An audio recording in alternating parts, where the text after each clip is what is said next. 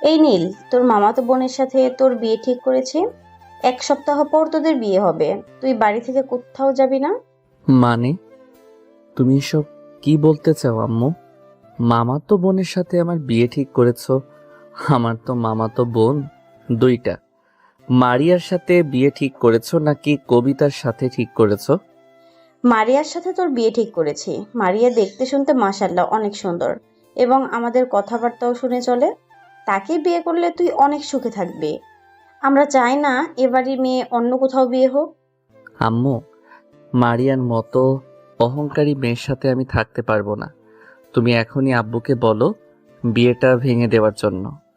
ওর সামান্য একটু সুন্দর রূপ দেখে সে মানুষের সাথে অনেক খারাপ ব্যবহার করে। গত পরশুদিন ও আমাকে নিয়ে উপহাস করেছে। আমি নাকি দেখতে কালো, কেউ নাকি আমাকে বিয়ে করবে না। আরে এরকম একটু একটু করবে এখনকার মেয়েরা। তাই বললে যে তুই এরকম কিছু বলবি সেটা করিস না। একবার বিয়ে করে ফেল, এরপর দেখবি সব কিছু ঠিক হয়ে যাবে। দেখো, আগে তুমি মারিয়ার সাথে কথা বলে নাও, এরপর আমার সাথে বিয়ে ঠিক করার চিন্তা ভাবনা করবে। আমি যখন একবার না করে দিয়েছি মারিয়াকে আমি বিয়ে করব না, সো আমি মারিয়াকে বিয়ে করব না। এই বলে নীল চলে আসলো। বাইরে হাঁটতে হাঁটতে সজীবদের বাসার উদ্দেশ্যে রওনা দিল। বেশ কিছুক্ষণ পর চলে আসলো সজীবদের বাসায়। কলিং বেল দিতেই সজীবের আম্মু এসে দরজা খুলে দিল। নীলকে দেখে বলতে লাগলো, আরে নীল, তুমি এই সময় এখানে? ভিতরে আসো, সজীব বাড়িতে আছে। বাড়িতে একা একা ভালো লাগে না, এটার জন্য আর কি চলে আসলাম আপনাদের বাসায়। সজীবকে নিয়ে একটু ঘুরতে বের হব, দেখি কোথায় যাওয়া যায়। আচ্ছা, তুমি সজীবের রুমে যাও, দেখো সজীব হয়তো শুয়ে শুয়ে গেম খেলতেছে। তাকে বলেছিলাম তার আব্বুর সাথে কাজে যাওয়ার জন্য, কিন্তু সে যায়নি। এখন তো এসএসসি পরীক্ষা দিয়েছি, এখন না হয় কিছুদিন আমরা রেস্ট করি, এরপর না হয় কাজকর্ম করা যাবে। সারা বছর তো কাজ করে যাব, তখন তো কেউ আর বাধা দিবে না। হ্যাঁ, এটা ঠিক বলেছো, সারা বছর তো কাজ করবে পরিবারের জন্য। আচ্ছা যাও এখন সজীবের কাছে। আর একটা কথা, তোমরা বেশি দূর যাবে না, কারণ এখনকার দিন খুবই খারাপ। ঠিক আছে আন্টি, আপনি কোনো চিন্তা করবেন না, আমরা বেশি দূরে যাব না। এই বলে নীল চলে আসলো সজীবের রুমে। এসে দেখে সজীব বসে আছে। নীলকে দেখে সজীব উঠে বসলো আর বলতে লাগলো, কি রে নীল, হঠাৎ এই সময় আসলি যে? বাড়িতে কোনো সমস্যা হয়েছে নাকি? না, বাড়িতে কোনো সমস্যা হয় নাই, তবে অন্য একটা সমস্যা হয়েছে। মারিয়ার সাথে আমার বিয়ে ঠিক করেছে আব্বু আম্মু। তুই তো জানিস মারিয়া মেয়েটা কেমন। তাকে যদি আমি বিয়ে করি তাহলে আমার জীবন নরকে পরিণত করবে ওই মেয়েটা। দেখ নীল, কোনোভাবেই ওই অহংকারী মেয়েকে বিয়ে করা যাবে না। ওই অহংকারী মেয়েকে বিয়ে করলে তুই জীবনে কখনো সুখী হতে পারবি না। তুই বাসায় ভালোভাবে তাদেরকে বুঝিয়ে বল, ওরা বুঝবে। গতকালকে আমার সামনে যে একটা অপমান করেছে, তুই শুধু না করেছিলি, এটার জন্য কিছু বলি নাই। না হলে কি যে বলতাম, তখন তুই দেখতি। আমি বাসায় বলে এসেছি যে আমি মারিয়াকে বিয়ে করব না। এখন চলো কোথাও থেকে ঘুরে আসি, এরপর না হয় বাসায় যাব, দেখি কি বলে। হ্যাঁ চল, তাহলে যাওয়া যাক। এই বলে নীল আর সজীব চলে আসলো নদীর ধারে। বেশ কিছুক্ষণ বসে থাকার পর সজীব নীলকে উদ্দেশ্য করে বলতে লাগলো, আচ্ছা নীল, একটা প্রশ্ন করব, সঠিক উত্তর দিবি তো? হ্যাঁ বল, কি প্রশ্ন করবি? ধর বাড়ি থেকে তোকে জোর করে তোর মামাতো বোন মারিয়ার সাথে তোর বিয়েটা দিয়ে দিল, পরে তোরা থাকবি কি করে? মানে এখানে থাকবি নাকি ঢাকায় চলে যাবি? আমার তো ওই মেয়েটাকে একদম পছন্দ হয় না। কত ছেলের সাথে রিলেশন করে, হাত ধরে ঘোরাঘুরি করে, আরো কত কিছু করেছে। আমি চাইতেছি না মারিয়াকে বিয়ে করার জন্য। তবে এখান থেকে ঘোরাঘুরি করে এরপর মারিয়ার বাড়িতে যাব, মারিয়াকে বুঝিয়ে বলবো, দেখি সে কি বলে। হ্যাঁ দেখ, তুই আমার বেস্ট ফ্রেন্ড, আমি তোর কাছে কিছুই লুকাতে চাই না। মারিয়ার সাথে আমিও 2 মাস রিলেশন করেছিলাম। মারিয়া আমাকে ধোঁকা দিয়ে অন্য ছেলের সাথে রিলেশনে গেছে। এরপর থেকে আমি আর মারিয়ার সাথে কথা বলি না। হ্যাঁ, আমি জানতাম সে এরকম করবে। আমি তোকে আগেই বলেছিলাম মারিয়া মেয়েটা ভালো না, কিন্তু তুই তো আমার কথা শুনলি না, তার সাথে রিলেশনে গেলি। এখন দেখলি তো কি হয়েছে। আচ্ছা বাদ দে ওর কথা, তোকে বাড়িতে পৌঁছে দিয়ে আসি। আর তুই মারিয়ার সাথে বোঝাপড়া করে এরপর সামনের দিকে পা ফেলবি, না হলে কিন্তু বন্ধু জীবনটা একেবারে নরক বানিয়ে দেবে ওই মেয়েটা। নীল ওইখান থেকে চলে আসলো মারিয়াদের বাসায়। এসে দেখে মারিয়া বারান্দায় বসে ফোনে যেন কার সাথে কথা বলতেছে। মারিয়াকে দেখে নীল বলতে লাগলো, মারিয়া শোন, তোর সাথে আমার কিছু কথা আছে, একটু এদিকে আয় তো। বল কি হয়েছে, আর কি বলবি তাড়াতাড়ি বলবি, আমার সময় নেই তোর সাথে কথা বলার। দুই বাড়িতে কি হচ্ছে তুই জানিস? তোর আর আমার বিয়ের কথাবার্তা চলতেছে। তো কি হয়েছে? বিয়ের কথাবার্তা চলতেছে, চলুক, দরকার পড়লে বিয়ে বসবো। কারণ বিয়ের পর তো আমি আর তুই ঢাকা চলে যাব, ওখানে গিয়ে আমি আমার মতো থাকবো, তুই তোর মতো থাকবি। দেখ মারিয়া, তোর মতো অহংকারী মেয়েকে আমি বিয়ে করতে চাই না। তুই অনেক জ্বালিয়েছিস আমাদেরকে। আমারও ইচ্ছা নাই তোর মতো একটা কালো ছেলেকে বিয়ে করার। একবার বিয়েটা হতে দে, ঢাকায় যাই, এরপর ডিভোর্সের ব্যবস্থা করতেছি। ঠিক আছে, তুই যেহেতু রাজি আছিস তাহলে আমি আর কি বলবো, আমার আর কিছু বলার নেই। এই বলে নীল মারিয়াদের বাড়ি থেকে চলে আসলো তাদের বাড়িতে। এসে দেখে তার মামা মামি তাদের বাসায় বসে আছে। নীলকে দেখে তার মামা বলতে লাগলো, কিরে নীল, কোথায় গিয়েছিলে? তোকে এতক্ষণ ধরে খুঁজতেছি, কোথাও পাচ্ছি না। কেন মামা, কি হয়েছে? আমাকে এতক্ষণ ধরে খুঁজতেছিলে কেন? তোর আর মারিয়ার বিয়ে ঠিক করেছে, এটা তো তুই ভালো করে জানিস। আমরা চাইতেছি যে আজকে তোদেরকে বিয়ে দিয়ে 2 দিন পর বাড়িতে রেখে এরপর তোদেরকে ঢাকায় পাঠিয়ে দিব। ওখানে 2-1টা কোম্পানিতে চাকরি করবি আর মারিয়া পড়ালেখা করবে। মামা, একবার ভেবেচিন্তে আপনি দেখে নেন, আমার সাথে আপনার মেয়েকে বিয়ে দিলে আপনার মেয়ে আমার সাথে থাকবে নাকি? আপনার মেয়ের তো অনেক অহংকার। আপনার মেয়ে একটু সাদা বলে, আর আমরা তো কালো, এটার জন্য তো আমরা অহংকার দেখাতে পারি না। আর এসব বিয়ের পর একদম ঠিক হয়ে যাবে, চিন্তা করিস না। একবার বিয়েটা হতে দে, তারপর দেখবি সবকিছু ঠিক হয়ে গেছে। নীল আর কিছু না বলে চলে গেল তার রুমে। ফ্রেশ হয়ে বিছানায় বসে আছে আর মনে মনে চিন্তা করতেছে। আমরা যদি ঢাকা যাই তাহলে মারিয়া তো অনেক বাজে হয়ে যাবে, ছেলেদের সাথে ঘোরাঘুরি করবে, আরও কত কিছু করবে। আমি আব্বু আম্মুকে কিভাবে বোঝাই, তার চেয়ে অনেক অহংকার। এসব চিন্তা করতেছে নীল, এমন সময় তার ফোনটা বেজে উঠলো। তাকিয়ে দেখে মারিয়া কল দিয়েছে। কলটা রিসিভ করতে ওই পাশ থেকে মারিয়া বলতে লাগলো, শোন, আব্বু আম্মু যেটা বলতেছে সেটা চুপচাপ মেনে নিবে। যদি কোনো কথা বলেছিস তাহলে ঢাকায় যাই, এরপর তোর ব্যবস্থা করব। ফোন রাখলাম এখন। এই বলে মারিয়া ফোনটা কেটে দিল। এদিকে নীল কি করবে বুঝে উঠতে পারছে না। বেশ কিছুক্ষণ পর নীল চলে আসলো নিচে। দেখে ছোটখাটো আয়োজন করছে সবাই। নীল বাড়ি থেকে বের হয়ে সোজা চলে আসলো তার প্রিয় একটা জায়গায়।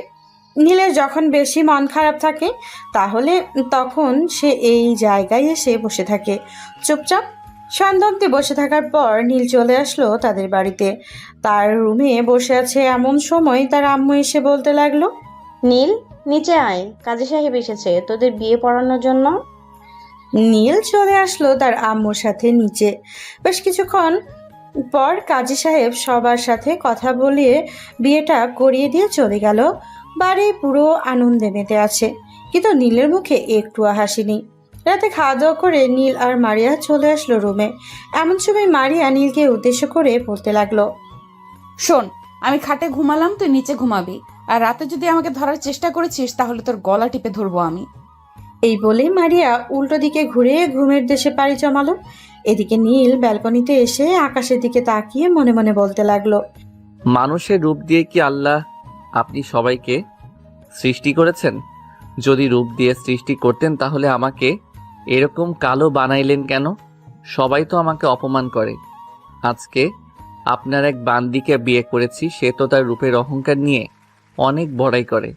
এসব বলতেছে নীল বেশ কিছুক্ষণ ব্যালকনিতে দাঁড়িয়ে থাকার পর নীল চলে আসলো তার রুমে। নিচে একটা চাদর বিছিয়ে ঘুমের দেশে পাড়ি জমালো। পরের দিন সকাল 7টায় মারিয়া ঘুম থেকে উঠে নীলকে ডাকতে লাগলো, এই নীল, ওর তাড়াতাড়ি, বিছানায় গিয়ে শুয়ে থাক, সবাই ডাকাডাকি করবে। যদি কেউ দেখতে পায় তুই নিচে ঘুমিয়ে আছিস তাহলে সবাই অন্যরকম কিছু ভাববে। নীল চুপচাপ নিচে থেকে উঠে খাটের উপরে শুয়ে পড়লো। বেশ কিছুক্ষণ খাটের উপরে শুয়ে থাকার পর নীল বিছানা থেকে উঠে ফ্রেশ হয়ে চলে আসলো নিচে। এত সকালে নীলকে ঘুম থেকে উঠে যেতে দেখে তার আম্মু বলতে লাগলো, কি রে নীল, এত সকালে ঘুম থেকে উঠে গেলি? মারিয়া কোথায়? মারিয়াকে তো দেখছি না, সে ঘুম থেকে উঠে নাই নাকি? হ্যাঁ আম্মু, ঘুম থেকে উঠেছে, তবে এখন নিচে আসবে না, বেশ কিছুক্ষণ পর নিচে আসবে বলল। আমি একটু বাইরে যাইতেছি। এই বলে নীল চলে আসলো বাহিরে। 3 রাস্তার মোড়ে মতিনের দোকানে বসে রুটি খাচ্ছে আর চিন্তা করছে। এসব এমন সময় পেছন থেকে সাব্বির বলে উঠল, কি রে নীল, শুনলাম কালকে বিয়ে করেছিস। বাসরাত কেমন হয়েছে মারিয়ার সাথে? মারিয়া তো তোকে আবার পছন্দ করে না, কিভাবে তোকে বিয়ে করলো বুঝলাম না। নিশ্চয়ই তার কোনো প্ল্যান আছে। এখানে প্ল্যান না থাকলে এসে কখনোই বিয়ে করতো না। এইসব কথা বলতেছে সাব্বির নীলকে। বেশ কিছুক্ষণ নীল চুপ থাকার পর সাব্বিরকে উদ্দেশ্য করে বলতে লাগলো, হ্যাঁ, তার একটা প্ল্যান আছে। সে ঢাকা গিয়ে পড়ালেখা করবে এবং ছেলে মেয়েদের সাথে ঘুরে বেড়াবে। আবার আমার সাথে থাকবে না, অন্য জায়গায় থাকবে। এটাই হচ্ছে তার প্ল্যান। আমাকে বিয়ে না করলে তো সে কোথাও যেতে পারবে না, কারণ মামা তাকে কোথাও যেতে দেয় না। হ্যাঁ, সব কিছু বুঝলাম। আর একটা কথা, আর যাই করিস না কেন, আমার মনে হয় না এই মেয়ের সাথে সংসার করতে পারবি বেশি দিন। মেয়েটা হচ্ছে 12 বাতারি এবং অনেক অহংকারী। একদম ঠিক বলেছিস। তবে দেখি, ঢাকায় গিয়ে যদি বেশি বাড়াবাড়ি করে তাহলে না হয় দেনমোহরের টাকাটা জমিয়ে তাকে ডিভোর্স দিয়ে দিবে, কারণ ওর মতো মেয়ে আমার বউ হবার যোগ্য না। কালো হয়েছি তো কি হয়েছে? একদম ঠিক কথা বলছিস। আমরা কালো বলে কি মানুষ না, নাকি অবশ্যই আমাদেরকে পছন্দ করবে মেয়েরা? হঠাৎ নীলের কয়টা বেজে উঠলো, পকেট থেকে ফোনটা বের করে দেখে মারিয়া কল দিয়েছে। মারিয়ার কলটা পেয়ে নীল কলটা রিসিভ করে বলতে লাগলো, কি ব্যাপার, এই সময় ফোন দিয়েছো? আমি একটু বাইরে আছি, আম্মুকে তো বলে আসলাম তোমরা খাবার খেয়ে নাও। আমি বাইরে বন্ধুদের সাথে খাবার খাচ্ছি। তোর খাওয়া নিয়ে আমার কোনো চিন্তা নেই। শোন, আমি তোকে কি বলি, আজকে আমার আব্বুকে বলবি যে আজকে রাতে ঢাকা যাবি এবং ওইখানে থাকার ব্যবস্থা করে দেওয়ার জন্য। আজকে বলতে পারবো না, আর 2 দিন যাক, এরপর বলবো। এই বলে নীল ফোনটা কেটে দিল। ওইদিকে মারিয়া রাগে গজগজ করতে করতে চলে আসলো নিচে। মারিয়াকে রাগান্বিত অবস্থায় দেখে নীলের আম্মু বলতে লাগলো, কি ব্যাপার মারিয়া, কি হয়েছে? তোকে এরকম রাগান্বিত দেখাচ্ছে কেন? নীলের সাথে কি ঝগড়া হয়েছে তোর? হ্যাঁ, নীলের সাথে ঝগড়া হয়েছে। নীল বলছিল যে আজকে রাতে ঢাকা চলে যাবে আমাকে নিয়ে। আমি তাকে বলেছিলাম যে আরো 2-1 দিন থেকে যাই, কিন্তু সে বলতেছে যে আজকে রাতেই যাবে। আচ্ছা, আজকে রাতে গেলে তুই চলে যাবি, সমস্যা কি? আবার যখন তোর কলেজ বন্ধ দিবে তখন না হয় আবার চলে আসবি। ঠিক আছে, আপনি নীলকে ভালোভাবে বুঝিয়ে বলবেন, সে আমার কথা শুনে না। আমি সবসময় যাতে আমার কথা শুনে ওইরকম ভাবে চলাফেরা করতে বলবেন। ঠিক আছে, তুই এখন তোর রুমে যা, যখন নীল আসবে তখন না হয় আমি নীলকে বুঝিয়ে বলে দেবনি। মারিয়া চলে গেল নীলের রুমে। এদিকে নীল তার বন্ধু বান্ধবদের সাথে আড্ডা দিতে চলে আসলো বাসায়। কলিং বেল দিতেই তার আম্মু এসে দরজা খুলে দিল। নীলকে দেখে তার আম্মু বলতে লাগলো, কি রে নীল, তুই মারিয়ার সাথে ঝগড়া করছিস কেন? আজকে বিয়ে করলি আর আজকে ঝগড়া করা শুরু করে দিয়েছিস? তোকে বারবার বারণ করেছিলাম মেয়েটার সাথে ঝগড়া করবি না, তবুও ঝগড়া লাগছে। ঢাকায় যাবি আজকে বললেই তো হতো, তাহলে কি আমরা মানা করতাম? আম্মু, আমি আবার কখন বললাম আমি ঢাকা যাব? আমি তো বলেছি যে 2-3 দিন পর যাব ঢাকা। মারিয়া তো পাগল হয়ে গেছে ঢাকা যাওয়ার জন্য। এত মিথ্যে কথা বলিস কেন? মেয়েটা তোকে বলেছে যে 2-3 দিন বাড়িতে থাকবে, কিন্তু তুই বলছিস যে আজকে রাতেই ঢাকা যাবি। মেয়েটা তো কখনো আমাকে মিথ্যে বলে না। আম্মু, তুমি আমাকে বিশ্বাস করো, আমি সত্যি কথা বলতেছি। আমি মারিয়াকে এসব কোনো কথা বলি নাই। মারিয়া নিজে বলেছে সে আজকে ঢাকা যাবে।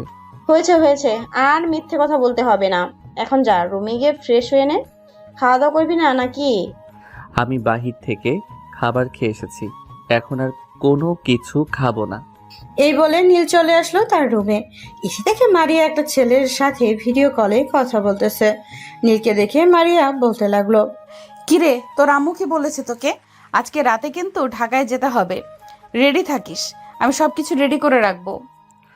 আম্মুর কাছে মিথ্যা কথা বললি কেন? আমি তোকে কখন বলেছিলাম যে আমি আজকে রাতে ঢাকা যাব? তুই তো বলেছিলি যে আজকে রাতে ঢাকা যাবি। হ্যাঁ, আমি তো বলেছিলাম আজকে রাতে ঢাকা যাব। তোর নাম দিয়েছি কারণ আম্মু সব সময় আমাকে বিশ্বাস করে, কিন্তু তোকে বিশ্বাস করে না, এটার জন্য তোর নাম দিয়েছি। ভালো কাজ করেছিস। এখন এক কাজ কর, আমার সকল কাপড় চোপড় গুছিয়ে রাখ। আর একটা কথা, ঢাকায় গিয়ে আমার সাথে থাকবি না অন্য কোথাও থাকবি? যাই করিস না কেন, তোর দেহটা অন্য ছেলের মাঝে মিলিয়ে দিস না। এই বলে নীল চলে আসলো ওয়াশরুমে। ফ্রেশ হয়ে বাইরে বের হতেই দেখতে পেল মারিয়া ফোনে কথা বলতেছে আর কাপড় চোপড় গোছাচ্ছে। বেশ কিছুক্ষণ কাপড় চোপড় গোছানোর পর মারিয়া বলতে লাগলো, তোর সকল কাপড় এবং আমার সকল কাপড় গুছিয়ে ফেলেছি। এখন চল নিচে গিয়ে সবার সাথে বসে খাওয়া দাওয়া করবে। আমি বাহির থেকে খাবার খেয়ে এসেছি, এখন আর কোনো খাবার খাবো না। তুই যা খেয়ে নে সবার সাথে। মারিয়া চলে আসলো নিচে। মারিয়াকে একা আসতে দেখে তার আব্বু বলতে লাগলো, কিন্তু মারিয়া, নীল কোথায়? সে আসলো না যে? আমি সকাল থেকে খাবার খাই নাই। আবু, নীল খাবার খেয়ে এসেছে বাহির থেকে, এটার জন্য এখন খাবে না, বলেছে একটু পর খাবে। আমরা খাবার খেয়ে নিই, নীল পরে না হয় খেয়ে নিবে। এই বলে মারিয়া বসে পড়লো চেয়ারে। সবার সাথে কথা বলতেছে আর খাবার খাইতেছে। এমন সময় নীলের আম্মু বলতে লাগলো, নীলের আব্বু, নীল তো আজকে ঢাকা চলে যাবে মারিয়াকে নিয়ে। ঢাকায় আমাদের বাড়ির চাবিটা দিয়ে দাও। এই নাও মারিয়া, এটা হচ্ছে আমাদের বাড়ির চাবি। আর মারিয়া ভালোভাবে দেখে শুনে রাখবি, থাকবে। ঢাকা শহরে তো আর আমরা থাকবো না। আপনারা আমাদের জন্য চিন্তা করবেন না, আমরা একদম ঠিকঠাক থাকবো। মারিয়া আরো কিছু কথা বলে চলে আসলো রুমে। এসে দেখে নীল ঘুমিয়ে আছে। বেশ কিছুক্ষণ মারিয়া বসে থাকার পর তার ফোন বেজে উঠলো। তাকিয়ে দেখে তার বয়ফ্রেন্ড ফোন দিয়েছে। কলটা রিসিভ করতেই ওই পাশ থেকে তার বয়ফ্রেন্ড বলতে লাগলো, কি ব্যাপার মারিয়া, তুমি আবার কল রিসিভ করছিলে না কেন এতক্ষণ? কতগুলো ফোন দিলাম তোমাকে, আর ঢাকা আসছো কখন? জান, আমি একটু নিচে সবার সাথে খাবার খাওয়ার জন্য গিয়েছিলাম, আর ঢাকা আজকে রাতে ট্রেনে উঠবো, তাড়াতাড়ি চলে যাব ওখানে। আমার জন্য চিন্তা করো না। ঠিক আছে, ডান, ভালোভাবে আসবে, তোমার জন্য অপেক্ষায় রইলাম আমি। মারিয়া শান্তর সাথে আরো কিছু কথা বলে ফোনটা রেখে দিল। সন্ধ্যা 7টা বাজতেই নীল মারিয়াকে নিয়ে চলে আসলো স্টেশনে। বেশ কিছুক্ষণ অপেক্ষা করার পর ট্রেন আসলো। দুইজন ট্রেনে উঠে বসে পড়লো। এমন সময় মারিয়া নীলকে উদ্দেশ্য করে বলতে লাগলো, তোর আব্বু আমাকে তোদের বাসার চাবিটা দিয়ে দিয়েছে, বলেছে যে ওই বাসায় থাকার জন্য। আমি ঢাকায় যাওয়ার পর কালকে সকালে তাড়াতাড়ি ঘুম থেকে উঠে এরপর ঢাকায় বাসা দেখবি। আমার সাথে থাকতে পারবি না তুই। নীল কিছু বলতেছে না, একদম চুপচাপ বসে আছে। বেশ কিছুক্ষণ পর নীল মারিয়াকে উদ্দেশ্য করে বলতে লাগলো, দেখ, ঢাকায় কিন্তু আমার আব্বু এবং তোর আব্বুর একটা সম্মান আছে ভালো, তুই এই সম্মানটা নষ্ট করে দিস না। আমি আমার আব্বুর সম্মান নষ্ট করব নাকি কি করব, এটা তোর দেখার বিষয় না। তোকে যেটা বলেছি সেটা কর। রাত প্রায় 3টা। কমলাপুর রেলওয়ে স্টেশনে এসে ট্রেনটা থামলো। নীল আর মারিয়া গাড়ি থেকে নেমে চলে আসলো তাঁতির বাসায়। দরজাটা খুলে বাড়ির ভেতরে প্রবেশ করে লাইটগুলো দিতেই দেখতে পেল অনেক সুন্দর একটা বাড়ি। এটা দেখে মারিয়া বলতে লাগলো, বাহ, তোর আব্বু তো খুব সুন্দরভাবে একটা বাড়ি বানিয়েছে ঢাকা, কিন্তু এইভাবে ফেলে রেখেছে কেন? যদি ভাড়া দিয়ে দেই তাহলে তো অনেক টাকা ইনকাম হয়।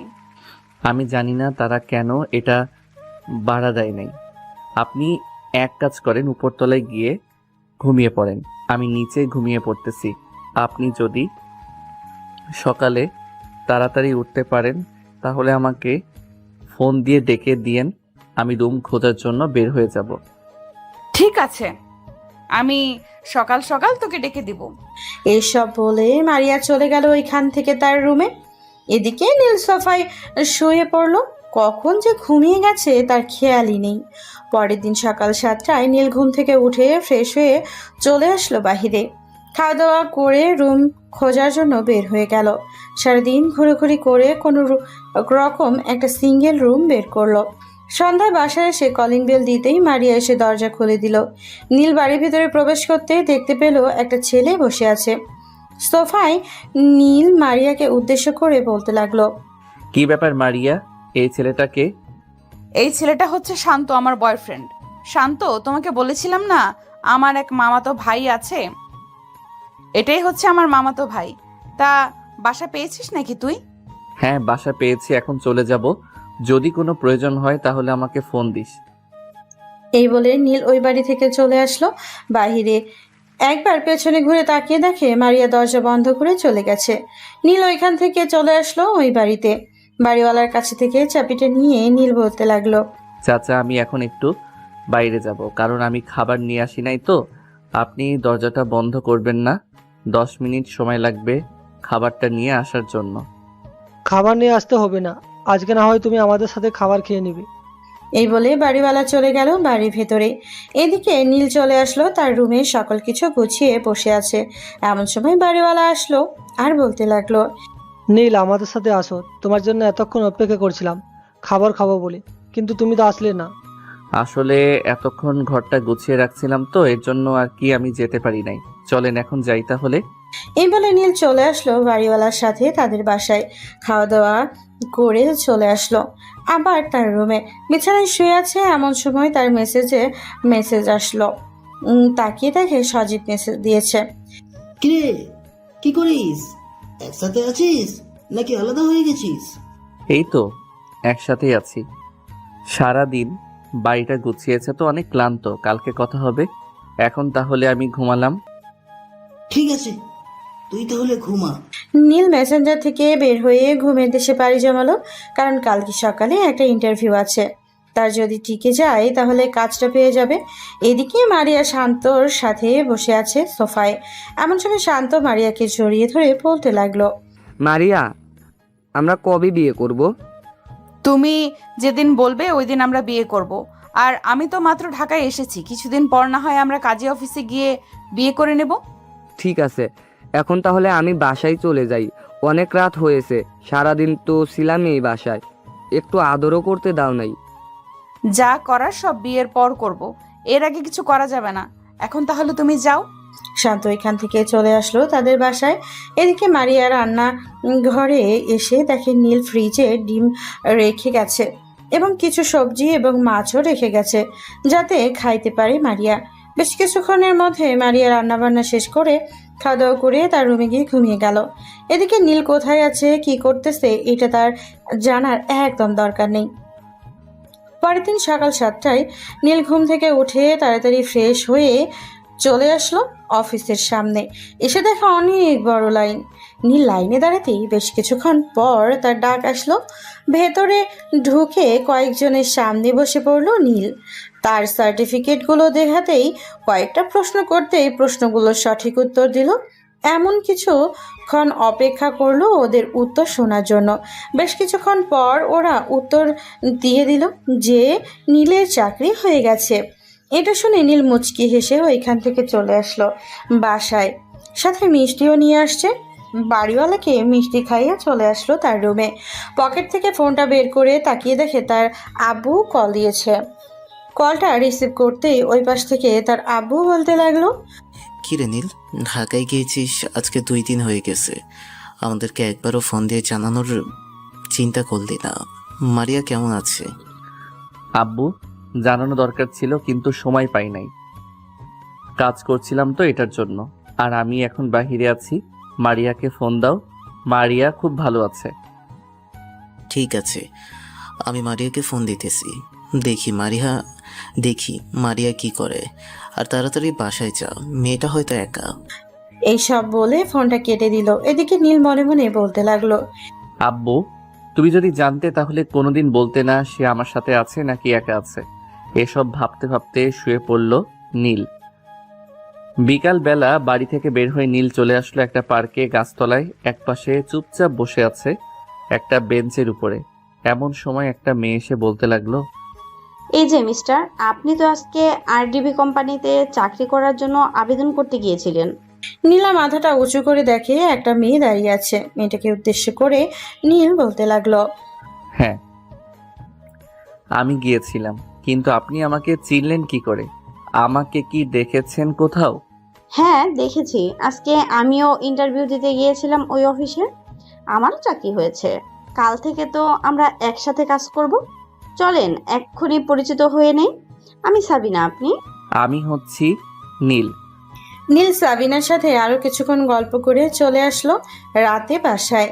রাতে খাওয়া দাওয়া করে ঘুমের দেশে পাড়ি জমালো নীল।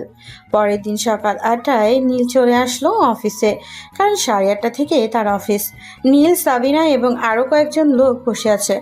এমন সময় ম্যানেজার এসে বলতে লাগলো, আমাদের সবাইকে ভিতরে ডাকতেছে, স্যার বলেছে যাওয়ার জন্য এক্ষুনি। সবাই ম্যানেজারের কথা শুনে চলে আসলো বসের কেবিনে। কিছুক্ষণ পর বস তাদেরকে কিছু বলার পর যার যার কাজ বুঝিয়ে দিল। নীল চলে আসলো তার কেবিনে, বসে বসে কাজ করতেছে। এমন সময় তার কলটা বেজে উঠল। পকেট থেকে ফোনটা বের করে তাকিয়ে দেখে আম্মু কল দিয়েছে। কলটা রিসিভ করতে ওই পাশ থেকে তার আম্মু বলতে লাগলো, কি রে নীল, মারিয়া ফোন তুলছে না কেন? এতক্ষণ ধরে ফোন দিয়েছি, একবারও ফোন রিসিভ করলো না। আম্মু, আমি তো বাসায় নেই, আমি অফিসে জয়েন করেছি। আর মারিয়া হয়তো কলেজে গিয়েছে ফোন বাসায় রেখে, এটার জন্য ফোন রিসিভ করতে পারে নাই।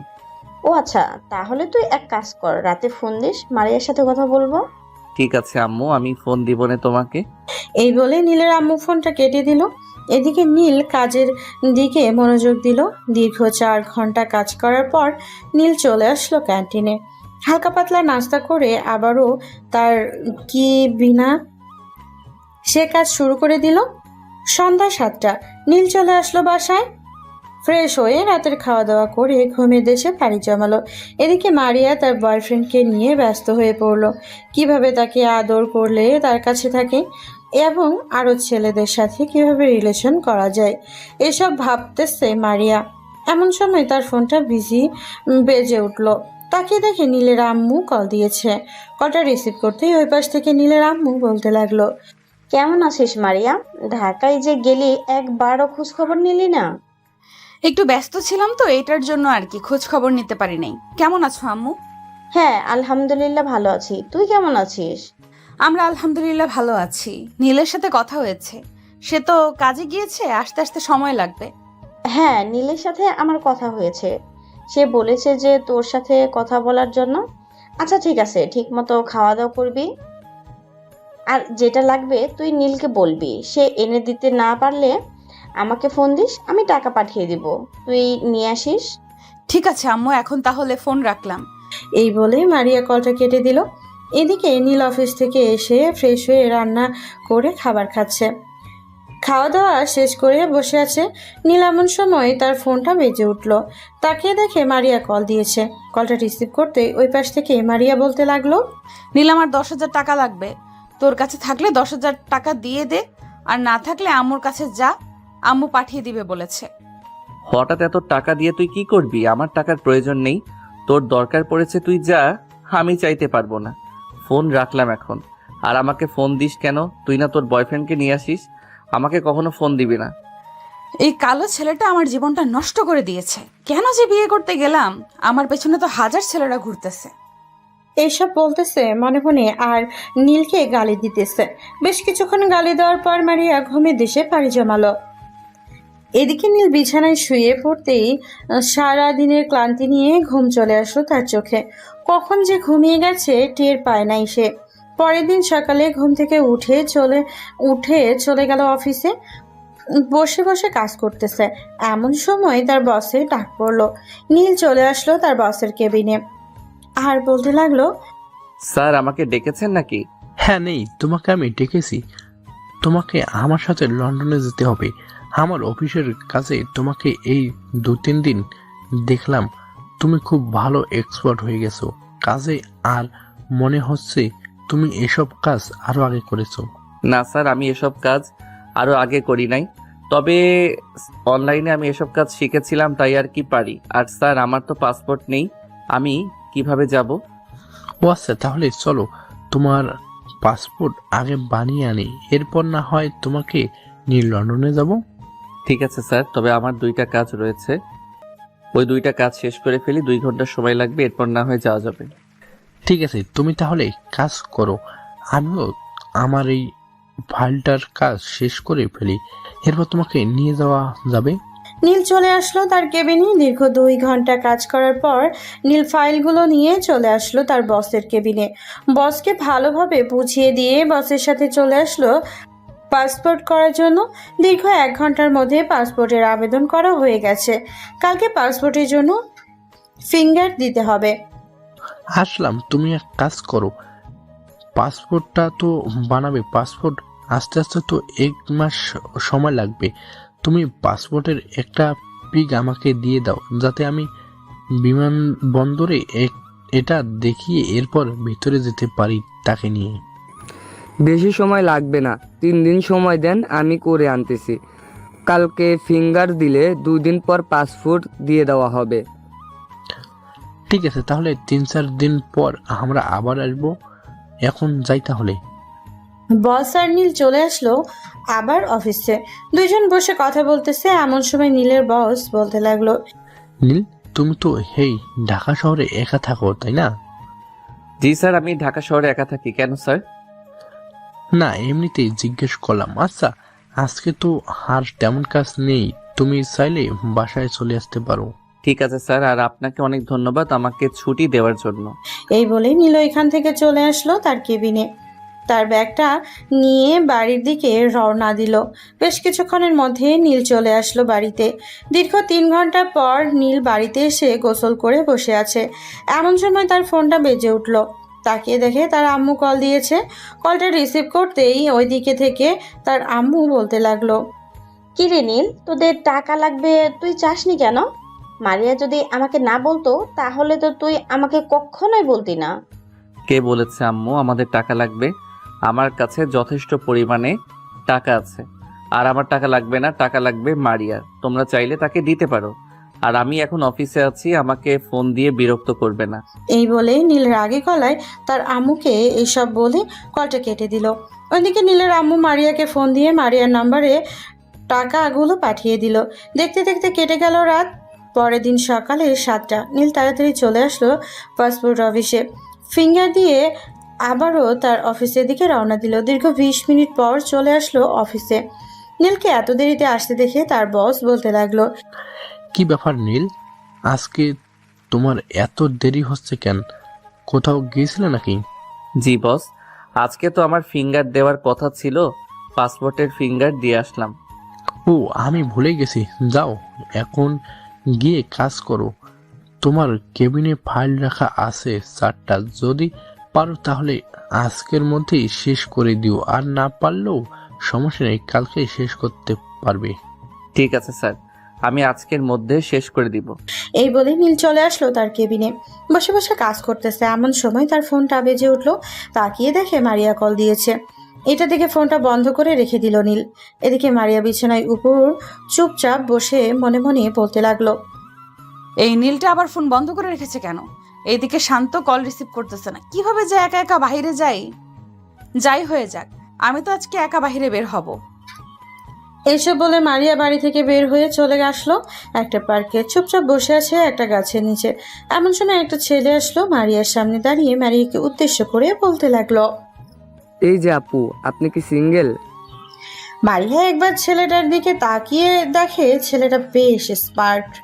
মারিয়া ছেলেটাকে উদ্দেশ্য করে বলতে লাগলো, হ্যাঁ আমি সিঙ্গেল, তো কি হয়েছে? না, তেমন কিছু হয় নাই। সত্যি বলতে আপনাকে আমার ভালো লেগে গেছে। আপনার সাথে রিলেশন করব। আমার সাথে রিলেশন করবেন আপনি? রিলেশন? আমার এসব ভালো লাগে না, তবে আপনি চাইলে 2-3 দিন ঘুরে ঘুরে দেখতে পারেন।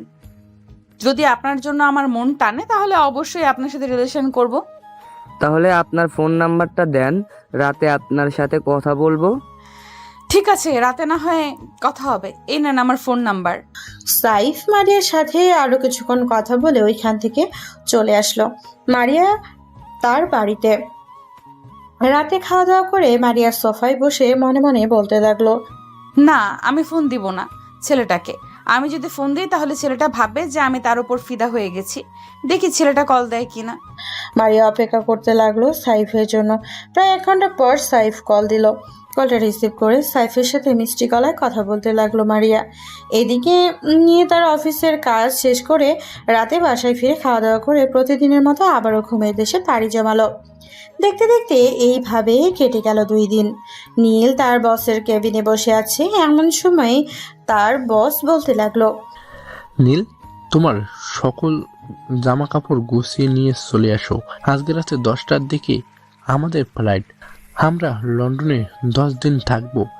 ওইখানে আমার 20 থেকে 25টা অফিস আছে এটার জন্য। ঠিক আছে স্যার, আমি তাহলে এখন বাড়ি থেকে সকল কিছু গুছিয়ে নিয়ে আসি।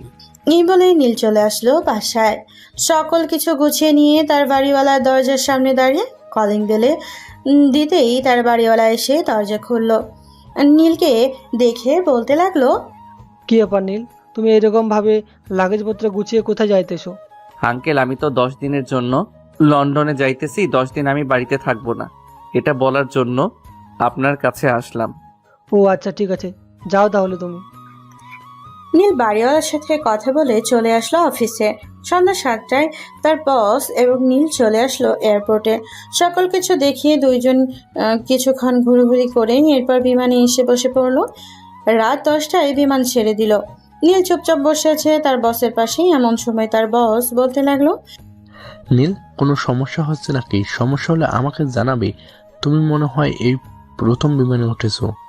জি বস, আমি এই প্রথম বিমানে উঠেছি, আর এখন তেমন কোনো সমস্যা হচ্ছে না। সমস্যা হলে আমি আপনাকে জানাবো। এই বলে নীল আবারও বাহিরের দিকে দেখতে লাগলো। দীর্ঘ 6 ঘন্টা পর বিমানটি লন্ডনের বিমানবন্দরে এসে নামলো। সকল বোর্ডিং পাস কমপ্লিট করে চলে আসলো ওইখান থেকে নীলের বসের বাড়িতে। কলিং বেল দিতেই একটা মেয়ে এসে দরজা খুলে দিল। মারুফ চৌধুরীকে দেখিয়ে জড়িয়ে ধরে বলতে লাগলো, আব্বু কেমন আছো? অনেকদিন পর লন্ডনে আসলে। আর এই ছেলেটাকে? এই ছেলেটা হচ্ছে আমার অফিসের একজন খুব ভালো কর্মচারী, অনেক ভালো কাজ করে। এটার জন্য তাকে এখানে নিয়ে এসেছি। 10 দিন এখানে থাকবো। এই 10 দিনে নীল আমাকে সাহায্য করবে। যা তুই নীলকে একটা রুম দেখিয়ে দে, অনেক টায়ার্ড দুইজন। সাথী নীলকে নিয়ে চলে আসলো উপরের একটা রুমে। রুমটা দেখিয়ে দিয়ে সাথী আবারও চলে গেল। এদিকে নীল রুমের ভেতরে প্রবেশ করে ব্যাগটা রেখে ফ্রেশ হয়ে বসে আছে।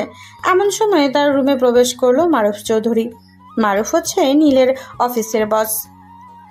নীলকে দেখে বলতে লাগলো, নীল, আমার সাথে আসো, খাওয়া দাওয়া করবে, এরপর না হয় একটু ঘুমাবে।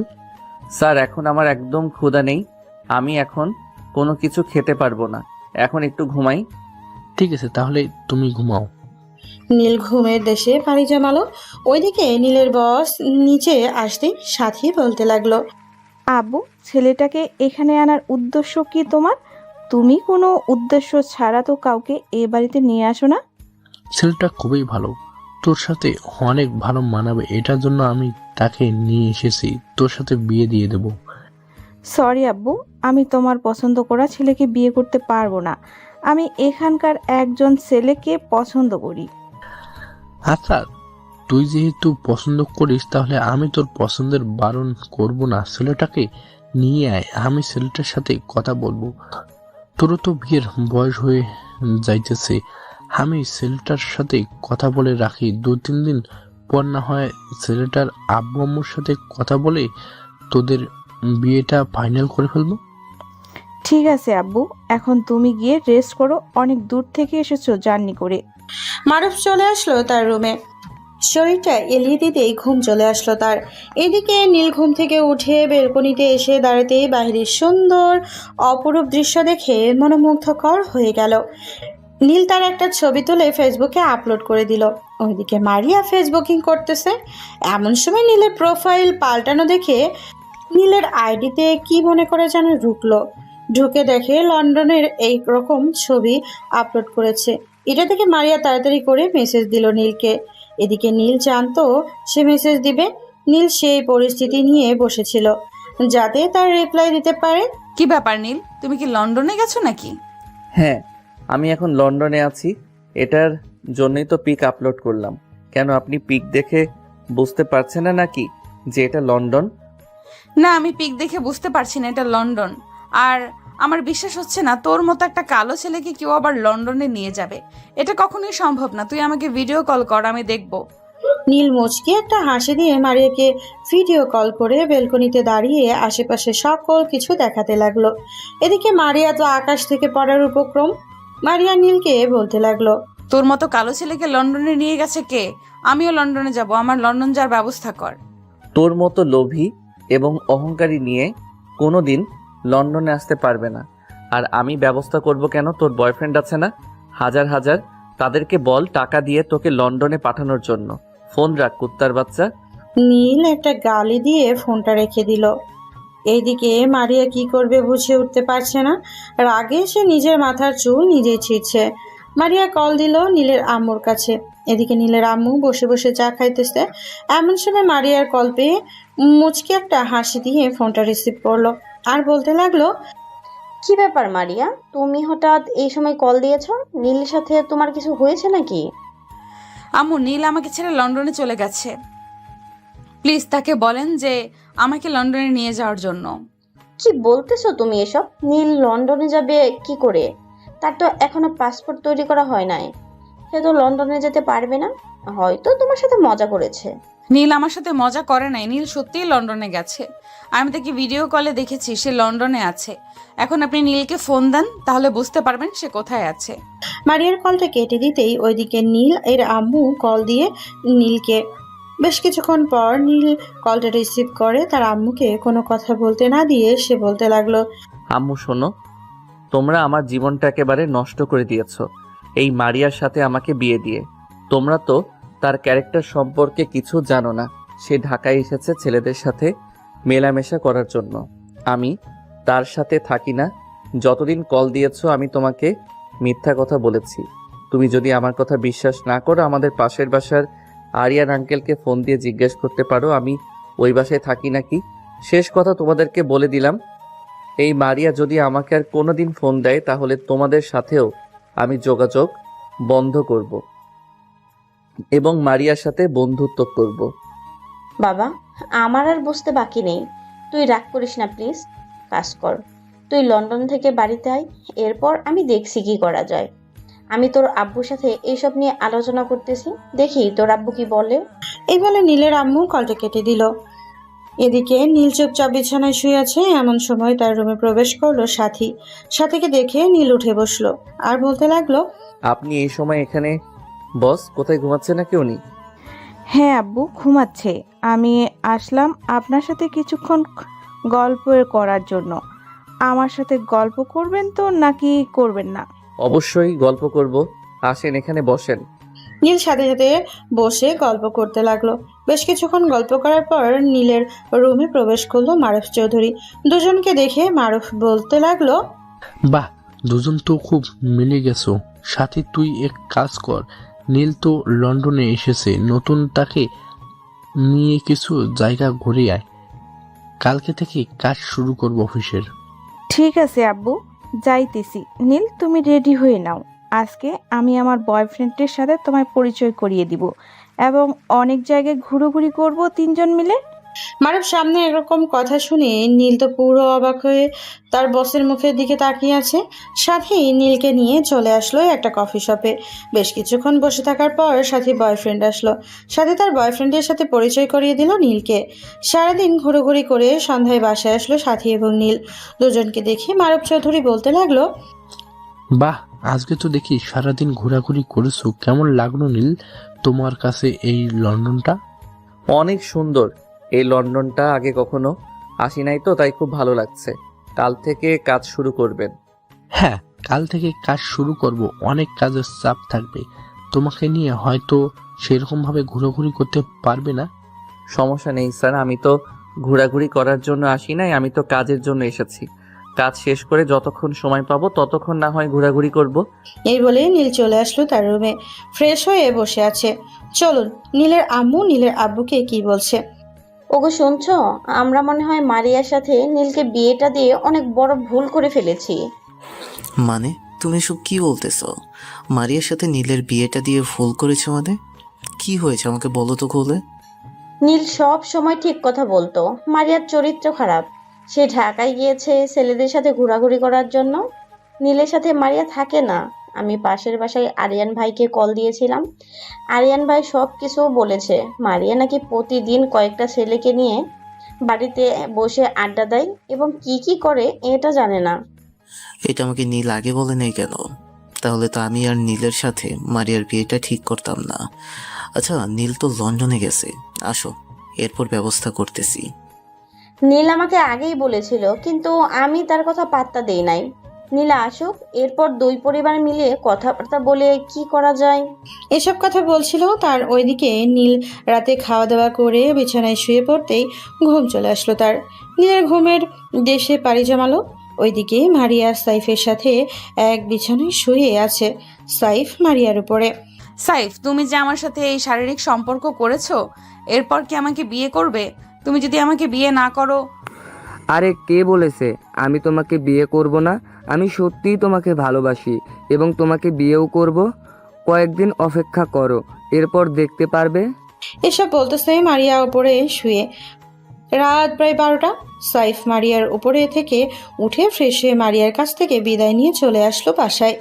ওইদিকে মারিয়া ফ্রেশ হয়ে খাওয়া দাওয়া করে বিছানায় শুয়ে যেই সাইফকে মেসেজ করতে যাবে, এমন সময় দেখতে পেল সাইফ তাকে ব্লক করে দিয়েছে।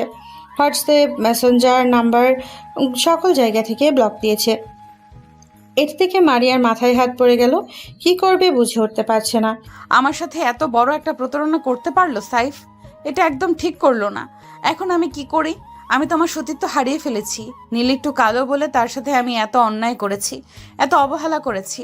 না, আমি সব কিছু ছেড়ে দিয়ে নীলের কাছে চলে যাব। এইসব বলছে মারিয়া আর কান্না করতেছে।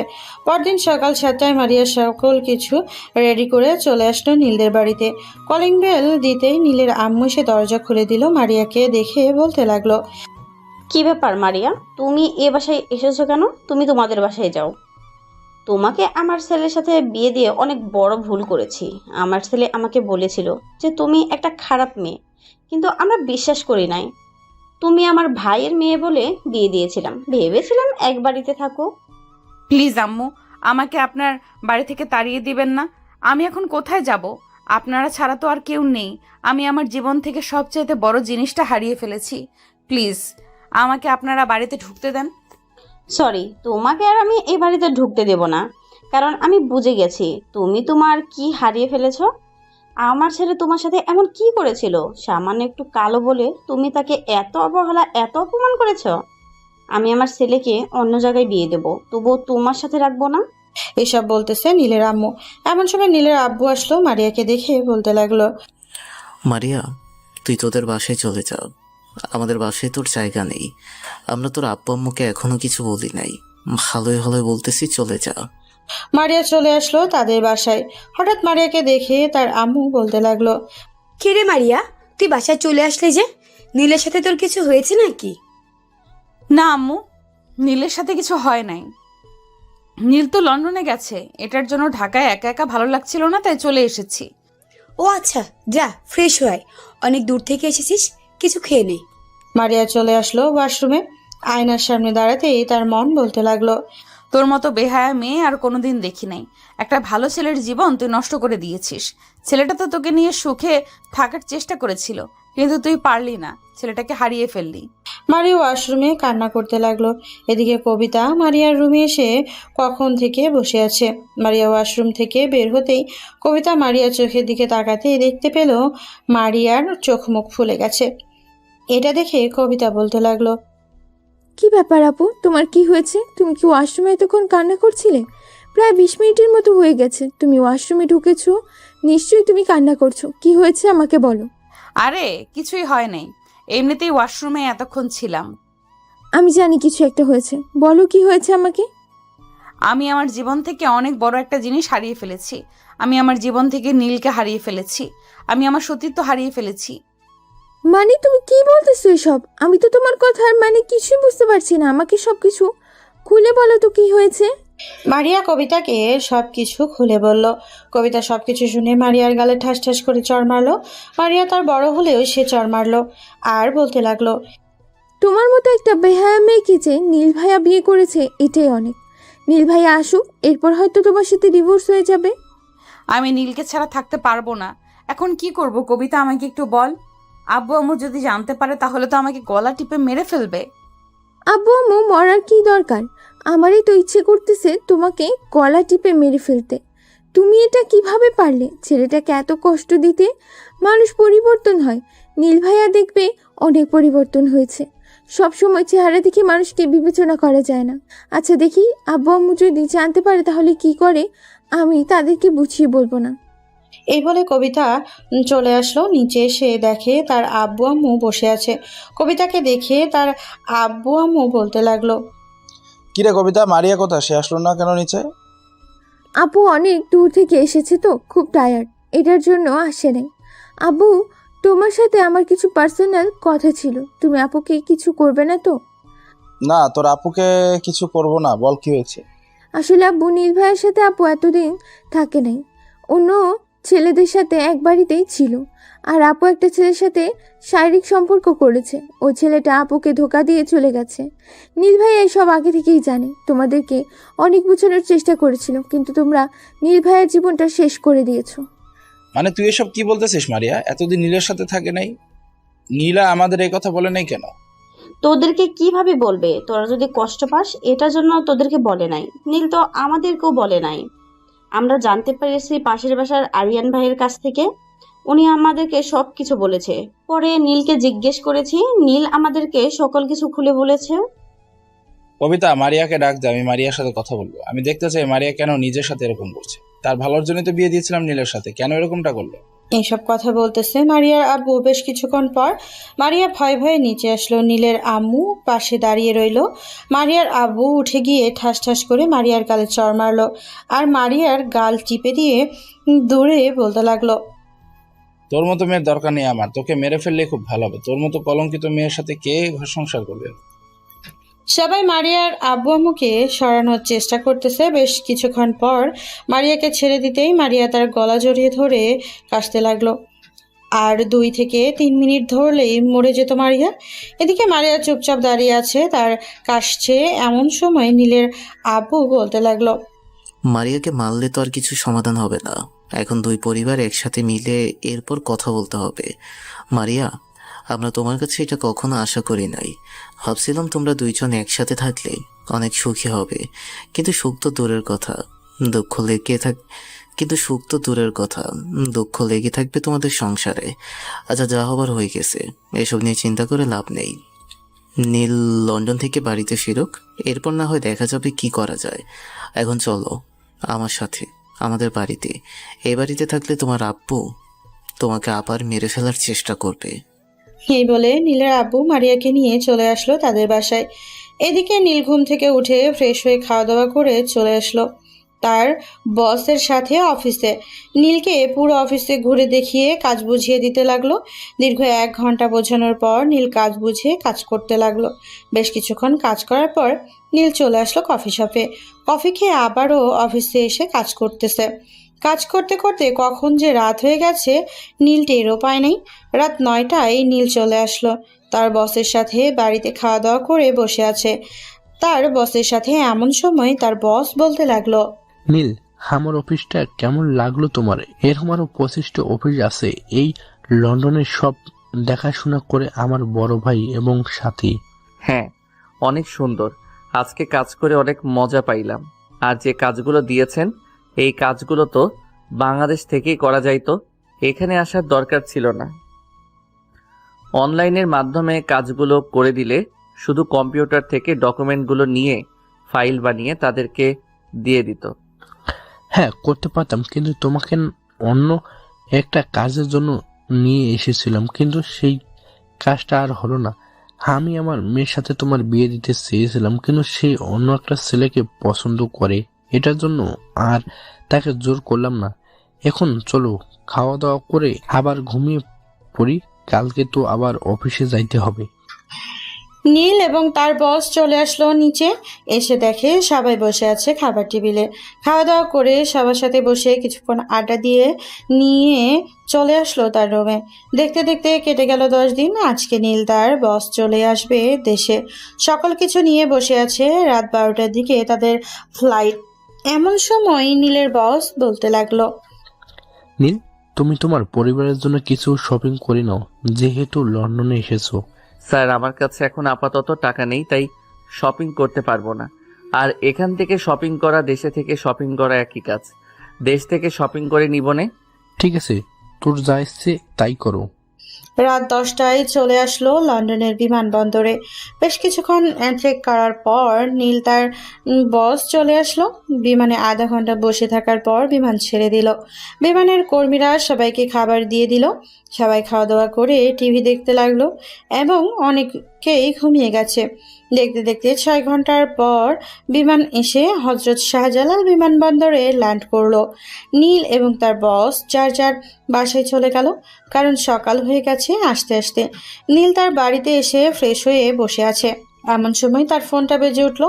তাকিয়ে দেখে তারা কল দিয়েছে। কলটা রিসিভ করতেই ওই পাশ থেকে তার আম্মু বলতে লাগলো, হ্যালো নীল, তুই একটু বাড়িতে আয় তো। সবার সাথে কথা বলে রেখেছি, তুই বাড়িতে আসলেই তুই যে সিদ্ধান্ত নিবি সেই সিদ্ধান্তই সবাই মেনে নেবে। ঠিক আছে আম্মু, আমি বিকালের দিকে আসতেছি। এখন তো মাত্র আসলাম। ঠিক আছে, তুই বিকেলের দিকে আসিস। এই বলে নীলের আম্মু কলটা কেটে দিল। ওইদিকে মারিয়া দরজা বন্ধ করে বসে আছে সেই কখন থেকে। একটানা 10 দিন না ঘুমানোর কারণে মারিয়ার চোখের নিচে কালি দাগ পড়ে গেছে। এদিকে নীল বিকেলবেলা চলে আসলো তাদের বাড়িতে। কলিং বেল দিতেই নীলের আম্মু এসে দরজা খুলে দিল। সবাই বসে আছে সোফায়। নীল সোফায় বসে তেই ওপর থেকে মারিয়া আসলো। মারিয়াকে দেখে নীল বলতে লাগলো, আম্মু, এই মেয়েটা কখন এসেছে? আর ওর চোখের নিচে কালি পড়ে আছে কেন? সে তো তার বয়ফ্রেন্ডের সাথে অনেক সুখে ছিল। আমার বাসায় তো তার জায়গা হওয়ার কথা না। এসব বলতেছে নীল। এমন সময় মারিয়া এসে নীলের পা জড়িয়ে ধরে কান্না করতে লাগলো। নীল লাথি মেরে মারিয়াকে সরিয়ে দিল তার কাছ থেকে, আর বলতে লাগলো, তোর মতো মেয়েকে যে বিয়ে করেছিলাম, এটাই 7 কপালের ভাগ্য ছিল তোর। আম্মু, তোমরা ডিভোর্স পেপার রেডি করো, আমি এই মেয়েকে ডিভোর্স দিব। নীল প্লিজ এরকমটা করো না, করলে আমার মেয়েটার জীবন শেষ হয়ে যাবে। প্লিজ শেষবার মতো মারিয়াকে একবার সুযোগ দাও, দেখবে মারিয়া একদম ঠিক হয়ে যাবে, আমি কথা দিলাম। আর যদি ঠিক না হয় তাহলে আমি নিজে মারিয়াকে গলা টিপে মেরে ফেলবো। বেশ কিছুক্ষণ নীল চুপ করে রইলো, কিছু বলল না। প্রায় 10 মিনিট চুপ থাকার পর নীল বলতে লাগলো, আমি ওর সাথে থাকতে রাজি আছি। আমার কথা মেনে চলতে হবে। যদি আমার কথা মেনে চলতে পারে তাহলে আমি তাকে রাখবো। এখন থেকে তুমি যা বলবে আমি তাই শুনবো। বলো আমাকে কি করতে হবে। তোমার লেখাপড়া বন্ধ, তোমাকে আর লেখাপড়া করাবো না। সারাদিন বাড়িতে থাকতে হবে। যেদিন আমি ছুটি পাবো ওই দিন তোমাকে নিয়ে ঘুরতে যাব, এবং তোমার হাতে কোনো ফোন দেওয়া হবে না। যদি মানতে পারো তাহলে তুমি আমার সাথে থাকতে পারবে। হ্যাঁ, আমি রাজি আছি। তুমি যা বলবে এখন থেকে আমি তাই শুনবো। আমি আর পড়ালেখা করব না। ঠিক আছে, এখন চলো, আমার সাথে ঢাকা যেতে হবে। কালকে আমার অফিস আছে। আমি তোমাকে জাস্ট 1 মাস দেখব। যদি আবারও তুমি এরকম করো এবং আমি যদি কারো কাছে শুনতে পাই বাড়িতে কোনো ছেলে এসেছে, তাহলে আমি সাথে সাথে তোমাকে ডিভোর্স দিয়ে দিব। ঠিক আছে, আমি আমার সকল কিছু গুছিয়ে নিতেছি। এই বলে মারিয়া চলে গেল ওইখান থেকে তার রুমে। এদিকে নীল এখনো জানে না মারিয়া যে তার সবকিছু হারিয়ে ফেলেছে। কেউ কিছু বলেও নাই নীলকে।